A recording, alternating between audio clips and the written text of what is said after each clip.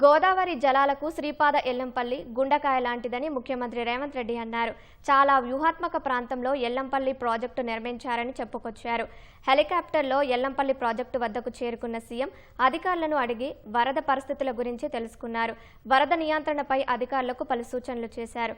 అనంతరం ఎల్లంపల్లి జలాశయం, గోదావరిని మంత్రి ఉత్తమ్, పీసీసీ అధ్యక్షుడు మహేష్ కుమార్ గౌడ్తో కలిసి ఏరియల్ వ్యూ చేశారు. గత ప్రభుత్వ నిర్వాహకం వల్లే మేడిగడ్డ పనికి రాకుండా పోయిందని పునరుద్ఘాటించారు. కూలిపోయిన ప్రాజెక్టుకు, నిలబడిన ప్రాజెక్టుకు మధ్య తేడా ఇదేనంటూ చెప్పుకొచ్చారు.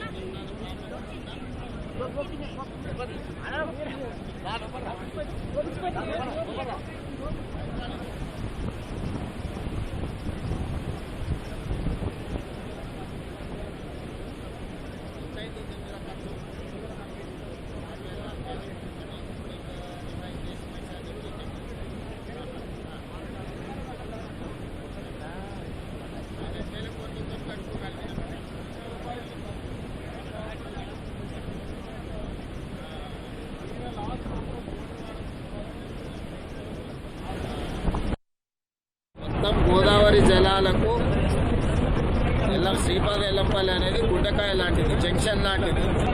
ఎక్కడి వైపు నీళ్లను నువ్వు కదిలించాలన్నా, లిఫ్ట్ చేయాలన్నా, పంప్ చేయాలన్నా ఇదే మనకు జంక్షన్. కాబట్టి స్ట్రాటజిక్ లొకేషన్లో కట్టిన ప్రాజెక్టు శ్రీపాద ఎల్లంపల్లి.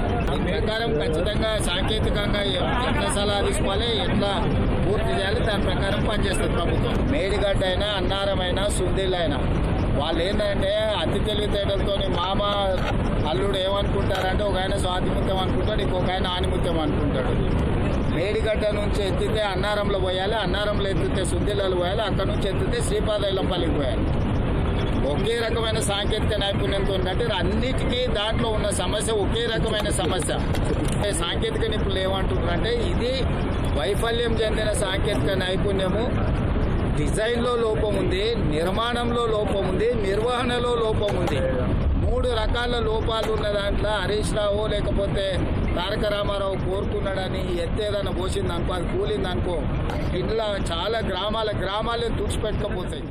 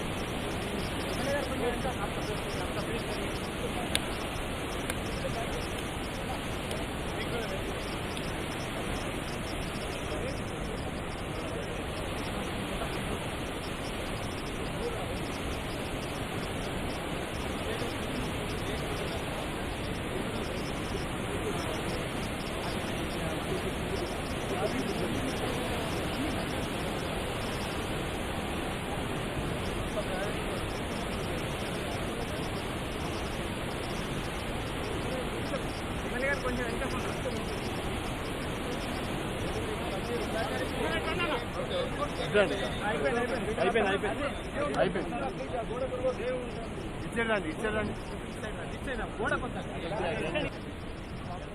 ముందుగా